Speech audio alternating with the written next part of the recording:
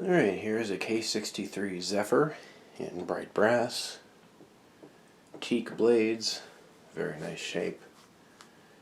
Older K5L with, I think this is G601 glass. And then a G602 center shade, aka grandma glass. This is from 1979. In immaculate shape. Runs fantastic. The bearings are a little bad. Nice authentic tassel there, and then there's two logos up there.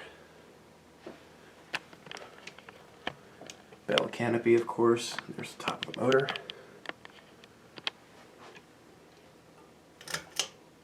Pull chain sequence is reversed. Instead of fan, light, and light fan, it's light. Yeah, I think it's light, fan, and fan. It's a weird combination.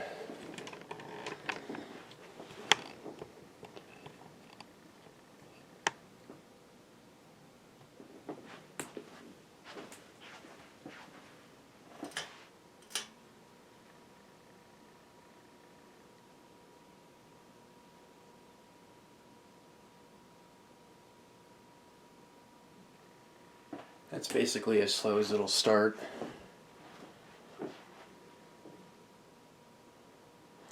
Now, because it's K63 and cardboard box, it has a very, very loud motor, because variable speed is a very noisy system.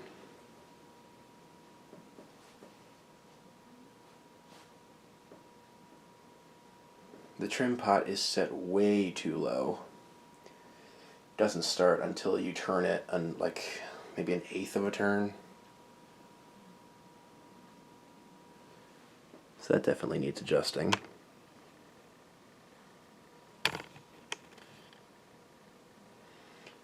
And you can see my beautiful preheat fluorescent Casablanca dealer sign behind it. One of my pride and joys in my memorabilia collection. Really happy to have it.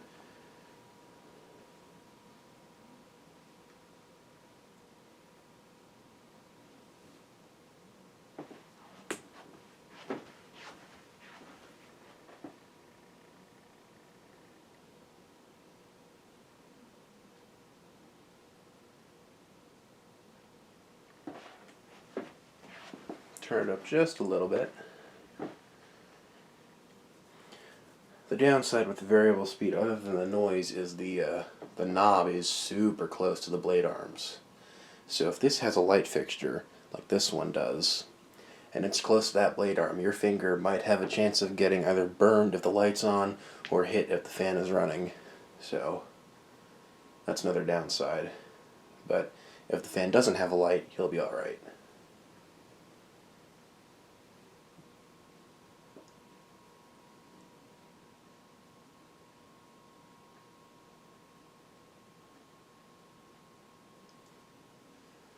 The capacitor may be drifting. You'll notice it just slowed down a little bit. Or it's just not receiving, the motor's not receiving enough voltage, I'm not sure.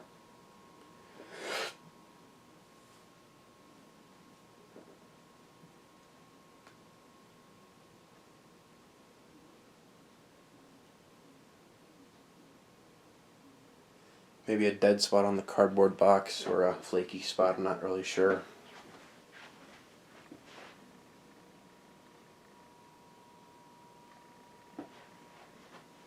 Kick it up just a little bit and see how it does.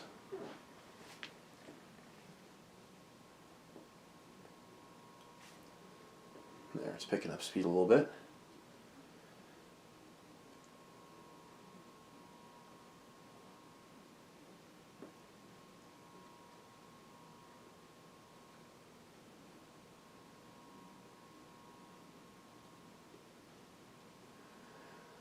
Also, I'm sure you can see it's very close to hitting the blades, but it's not, so that's good.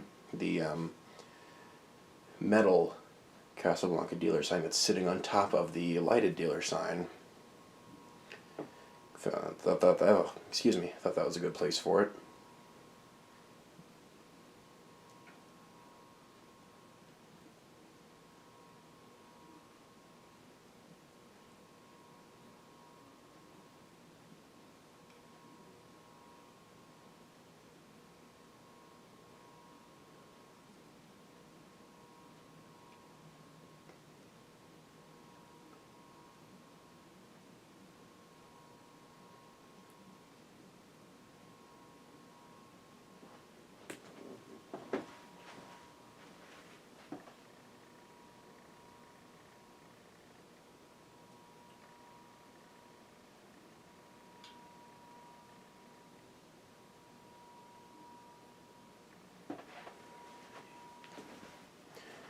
Yeah, see, I just burned my pinky on that light. Those lights get super hot.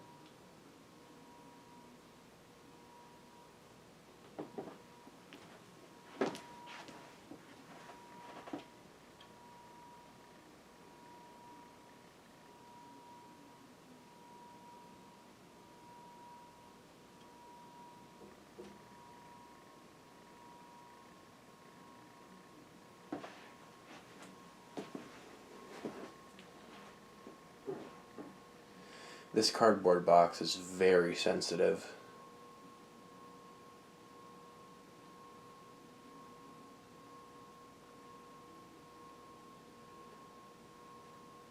And because this is a bell canopy Casablanca, it almost inevitably wobbles, so I do apologize for that.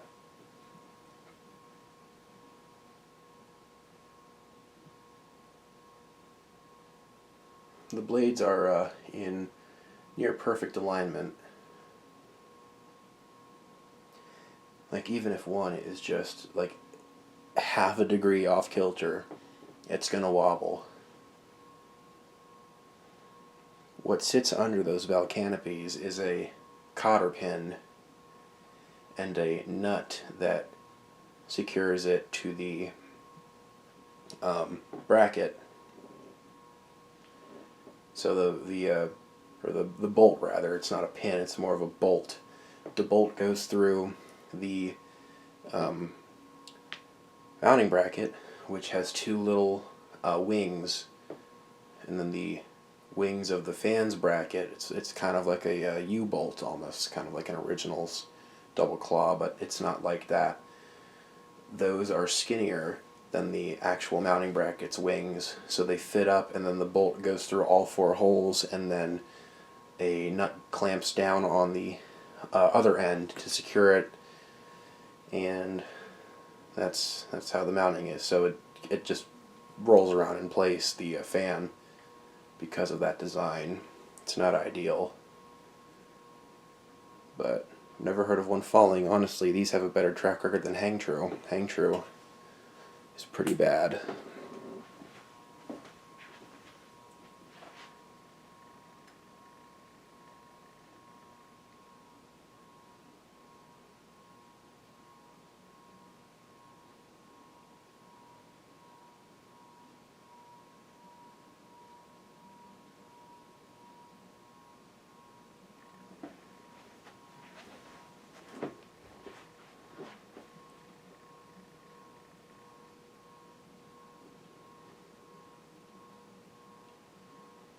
The only thing that would make this better if it had stencil blades.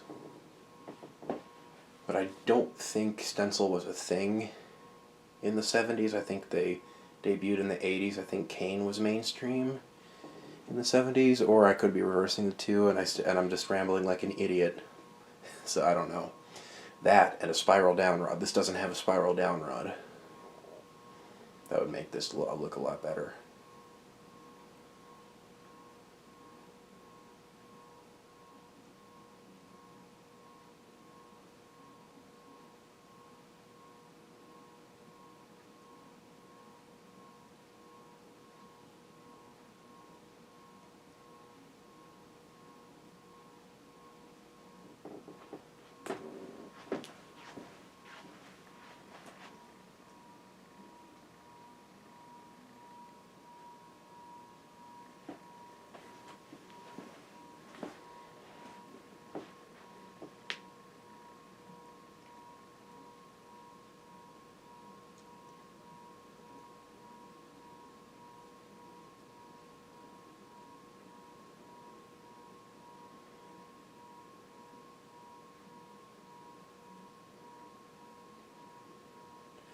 This fan has been up for the better part of half a year now.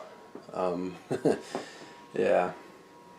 So I'm thinking about trying to put my first generation Brown Charleston in its place. We'll see how the legitimate U-bolt on that fan plays with the K63, or excuse me, bell canopy style mounting bracket. I've heard it can be done, but the question is, how difficult is it?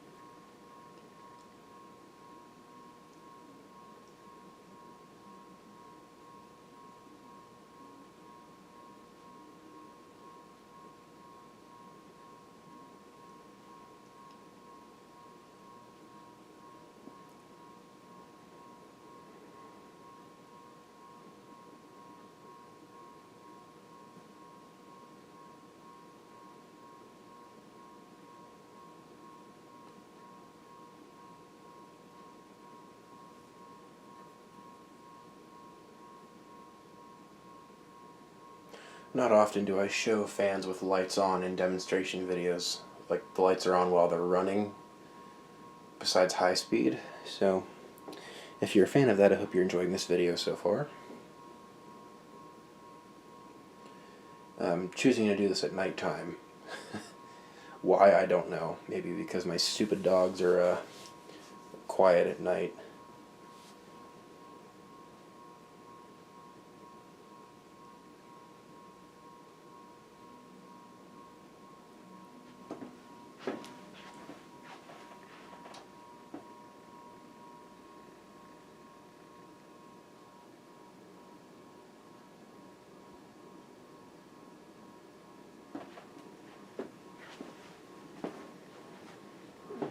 Getting close to high now. Because those brackets are 2 inches long, they do not spin very fast.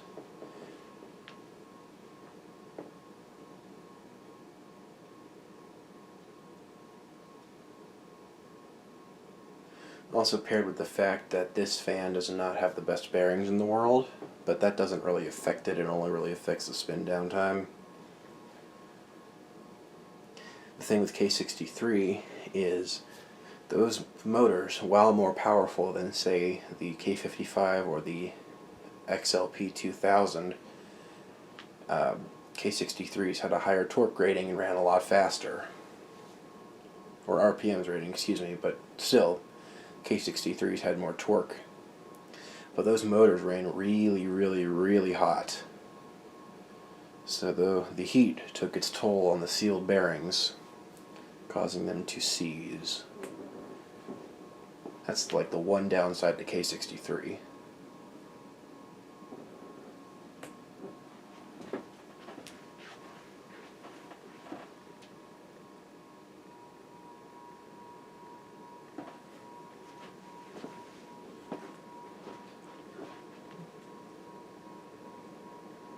Honestly, I kind of want to leave it up. I do love this fan a lot, so I don't really want to take it down.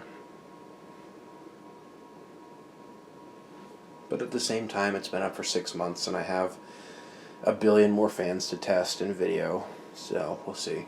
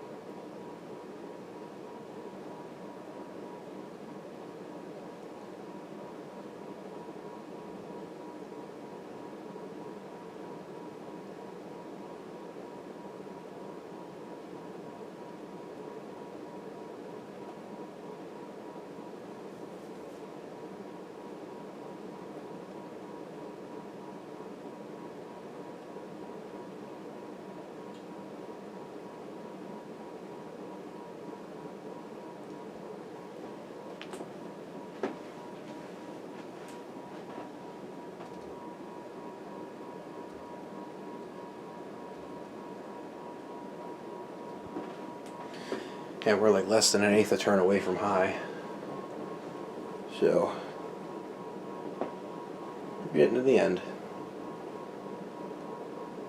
There might not be much of a difference between this and high, I'm not sure.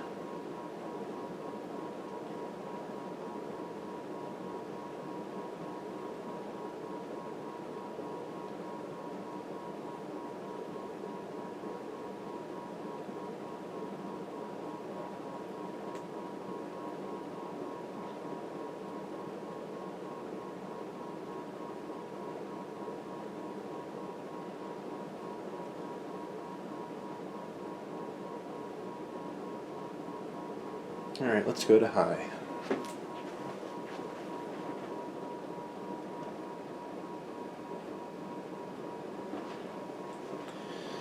Yeah, there actually was a pretty noticeable difference there. Mostly in noise rather than speed.